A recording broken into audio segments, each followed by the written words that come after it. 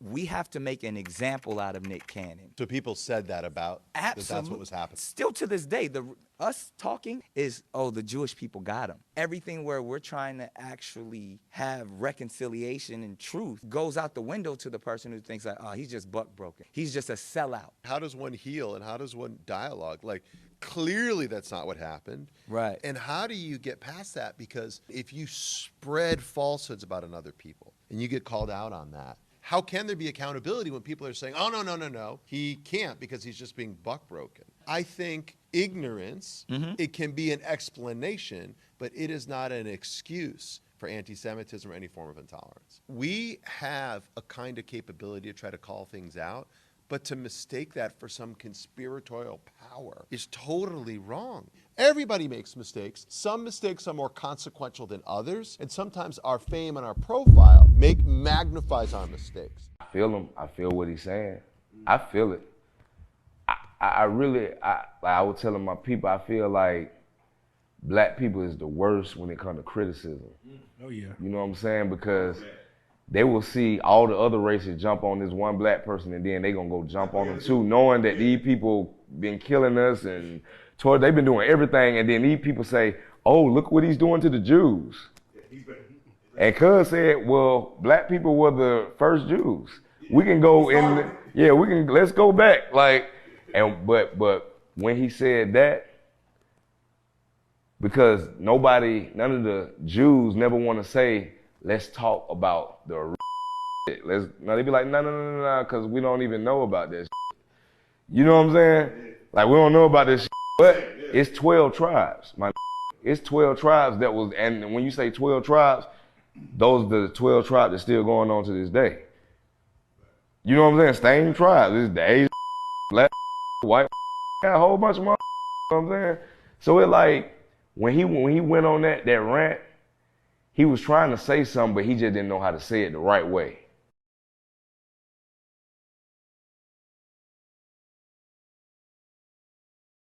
Damn it, you got to explain to me why Kyrie Irving is on the front lines if this documentary is this anti-Semitic. Why is Kyrie Irving on the front line and not Jeff Bezos and Amazon? Kyrie Irving's not going to make a dime off of this documentary. Kyrie Irving didn't put the documentary together.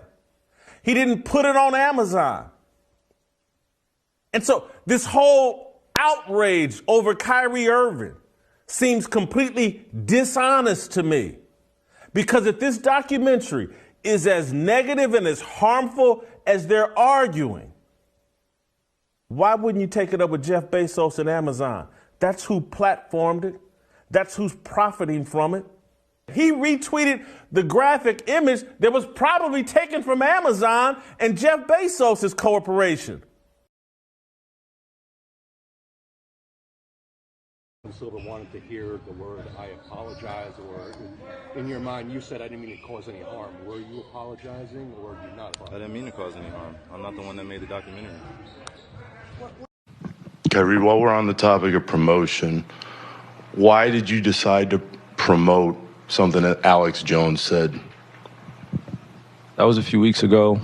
I do not stand with Alex Jones' position, narrative, court case that he had with Sandy Hook, or any of the kids that felt like they had to relive trauma, or parents that had to relive trauma, or to be dismissive to all the lives that were lost during that tragic event.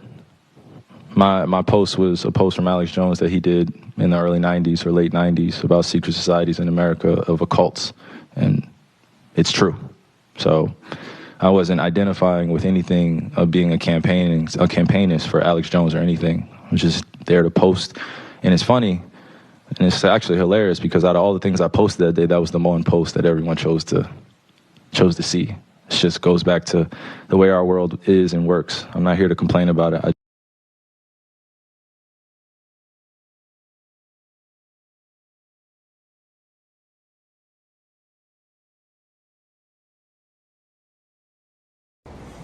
Every day of my life, I approach it with a state of empathy, right? Regardless of what color, what creed, what race you are, I look at people as human beings. I think that's important. But life is always about taking a stand and holding principles. So I want to explain what I feel like my stance is as a black male in this world, okay? And conversations that I've had with my brothers and sisters in the black community. And I want you guys to empathize with it and hear me on it. So when I hear what Kyrie Irving has to go through in order to be reinstated, I'm appalled. I'm appalled. And let me give you examples of how I feel like we don't have the same energy and hold other people who have dealt with racial tropes accountable. So when Sarah Silverman does blackface, or when Don Imus says nappy-headed hose, or when Howard Stern calls somebody the N-word in the skit, or when Brett Favre takes money from the state of Mississippi, we don't ask them to get sensitivity training. We don't ask them to donate $500,000. We don't ask them to meet with the Black National Caucus. They apologize, and then, you know what? The rest of the world moves on. But what I feel like is happening here, and that's how in the black community, like, we've been told that's how the process works, right? Think about that, Bert. That's how the process works. Oh, somebody does a blackface. Oh, it was a misunderstanding. We got it. Okay. You know, is that person really racist? Probably not. Was it ignorant? Probably so. Okay. We understand it. We move forward. We don't like it. We would love to hold them accountable. But society and having a lot of black people in positions of power, we don't have the governability to do that. But what we feel like happens with Kyrie is even after an apology, it's not enough. We feel like there needs to be more. And a lot of people I've spoken to over the last couple of days talk about this thing. Older mentors of mine talk about buck breaking. So we talk about tropes. This is something that we feel like in the black community that happened way back in the day, where if there was a slave that was defiant, right, he got broken in front of everybody in order to show that he was not in a position of power. And that at the end of the day, he had to do what he was told to do because that's what was mandated of him. And there's a bigger situation going on. What's happening with Kyrie Irving? If the Nets don't want him to be there, just say you don't want him to be there. But we should hold everybody accountable, even owners of teams accountable, with things that are happening in other countries, i.e. China and Uyghurs and the Muslim genocide that is occurring, that we hear Enes Kanter talk about. But we don't keep the same energy for everybody. We pick and choose what conversational points we want to make more polarizing. And I might lose my job. I might lose deal opportunities in the future for speaking out about even the platforms that continue to promote and profit a movie that is considered anti-Semitic to billions of people. They don't have to be accountable. Who is accountable? But we're going to put everything on the shoulders of Kyrie Irving, who, even though he said, I cannot be anti-Semitic because if I know where I came from, stating that he's one of the 4 lost tribes. He's saying that blacks and Jews come from the same entity, the same thing. But we don't want to understand nuance. We want to be triggered by words, and we like fire, and we like things that are, going viral on social media, and everybody has some kind of hot take, and we're calling people idiots, and we're calling people names because that's what we do. We just destroy each other. I ain't gonna destroy each other, man. I'm not gonna do that. Is Kyrie Irving anti-Semitic? Hell no. Could he have gone about it maybe a different way? That's what I would have advised him to do. But I'm not gonna let you guys sit out here and make this dude out to be like he is a villain, like he is a bad person.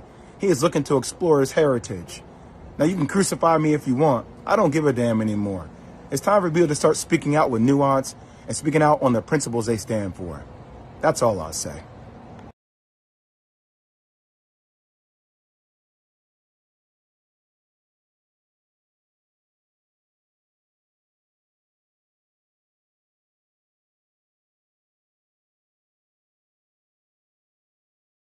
Kyrie, what's up? I know you're going through a lot. We had a chance to hang out in 2016 when you represented America, when you represented the red, white, and blue. You only want to be treated fair. I was going to post something on one of my social media pages but I decided to do it the old school way and read it out to you because you're a great person, great father, great athlete, and you believe what you believe. America is the land of the free. Freedom of speech, freedom of religion, and supposedly freedom to choose. Never be controlled by money. I respect you for having some integrity and being your own man. A free mind makes its own choices, and a slave mind follows the crowd. Stand for something or fall for anything. One man can lead a revolution to stand up and fight for what's right. One choice, one word, one action can change the world. It's crazy how people hate you for being a leader. I hope your actions encourage many others to stand up and say enough is enough. Respect to you, Kyrie, and power to the people.